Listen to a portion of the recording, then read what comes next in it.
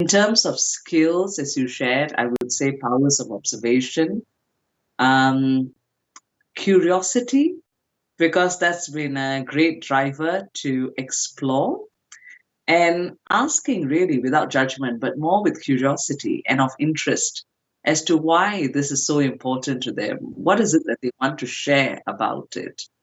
And of course, with language, it's important to have some level of mastery of words so that you have more things to play with. So it's a space where you can nurture yourself to, just learn more words a day or how to apply them differently. And even using software tools so that you have some of your spell check and your kits in order. That an item that you put out there is also something that you're proud of. And again, the courage to say that it is a learning and an evolving process, because when you look at it 2 days later, you want to change something.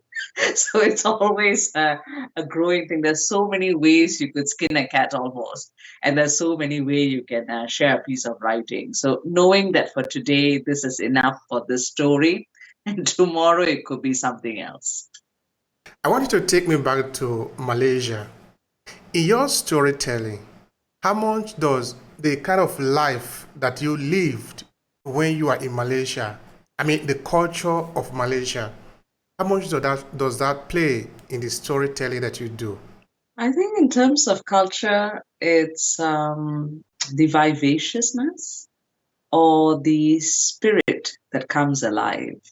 There is never a dull moment in the story, and it's capturing those essence even in your everyday, something that you look forward to. I try to bring all of this into the words and the flavors. In terms of experiences, it is again the courage to be who you are. And at times when you're conforming to certain norms of society, wherever you are, this is irrespective of whether you're in Malaysia or otherwise, there are certain frameworks, I would say, that society, friends, cultures, religion guides us to. And it's about opening that with respect, with kindness, and also with an element of curiosity that, is this for me or is this not? And challenging that to a certain extent, merely to understand yourself and your own set of values and principles. So I would say, wherever I have been, lived, worked, traveled, there's always been this element that I carry with me. And hence, I say the world is my home and I'm a global citizen. So a lot of it is influenced by the perspectives, by what I've observed in these places, and what is it that I want to draw upon to bring into the storytelling element. And at the end of the day, what is it that we are writing is just stories to share, but the most important stories are the ones that we tell ourselves on a daily basis. And that's the one where I really encourage people to pay attention, to notice, and to be aware of what is it that they're telling themselves. Is it something that has been influenced by, I don't know, history that they've been carrying on for all these years? Does it really serve them, the stories that they share?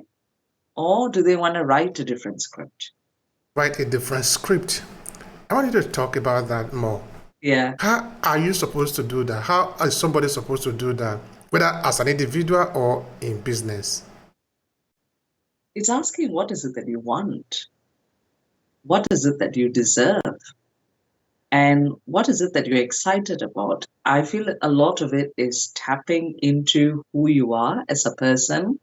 Chances are, Obehi, if I ask 1 out of 10 people, what is it that you want? 9 out of 10 would say what they don't want.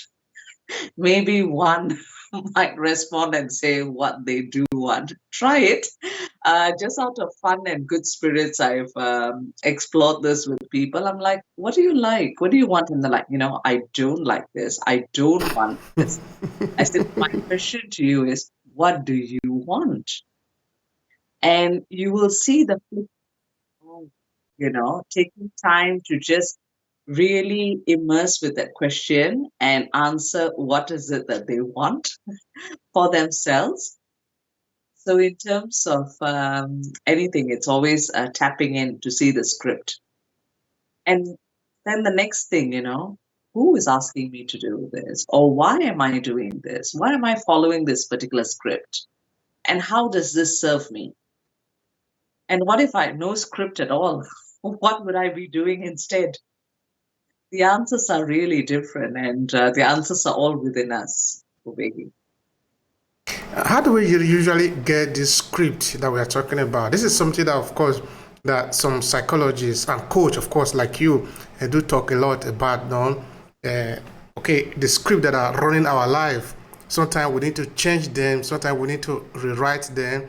Okay, we are not entering into deep science now of how to actually rewrite the recondition your head and all that. So I want you to help me understand, how do we get this script that run our life? It's our experiences, is what we've been exposed to, what we've been fed with, the whole nurture, nature, environment.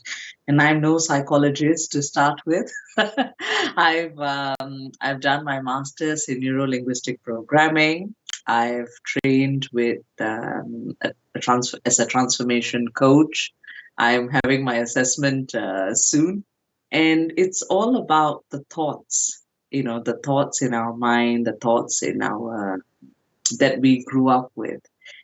For example, doing certain things a particular way, superstitions, cultures that not impose, that provide these frameworks on the do's and don'ts. When we go to school, line up to your left or sit to your right, drive in a particular way. So all these start forming little scripts, little ways of being in our day to day. And at times, some of it starts influencing our mindset and how we approach a particular situation. And over time, because it's so ingrained already within us, we're almost on autopilot. Just as how is it's normal for us to get up and brush our teeth in the morning, make a cup of coffee or tea and go about doing our things. Because we've been told breakfast is the most important meal of the day. You've got to brush your teeth at least 2 or 3 times a day, and go about a certain way. We just do it almost as if it was so natural. But if somebody opens up to you and says, "Oh, baby, don't need to have breakfast in the morning. You could have it at 12 o'clock. You could, brush your teeth maybe when you want to, or do something else the other way." And if you had that choice, you might want to readjust how you operate your day to day. And that's the sense of awareness when you start evaluating what are these thoughts, what are these life scripts, almost like a manual if you're driving a car. You're rewriting all of that, or you're just looking and seeing that, is this really for me or is this for somebody else? Does this still serve me now, today, in what am I doing? Or was this only intended when I was in my teenage years, for example? So it's just making that assessment. What is it that I want to pass on to the next generation, to my peers, to the community? What is the legacy then eventually we want to be lived and known by? So it is these scripts, for example, the stories, they just become ingrained. All right, now coming back again to business and storytelling, where do you think maybe someone should start from? So maybe this is a business owner who has a business, who have not yet understood that they need to tap into the power of storytelling in their business. Okay, we're basically talking of marketing here, no? So where should they start from? Just look at their journey, I would say. Why did they start this particular business? Those powerful WH questions to celebrate and to share those moments in developing that business. I think people want to know, how did they go about it? Where did they get their ideas from? What is their 3 a.m. moment when they wake up? And what keeps inspiring them? Who are their role models? And how do they keep showing up every day for work, doing what is it that they are doing? How do they innovate? So there's a lot of content inspiration already around us, and each person approaches it in a different way.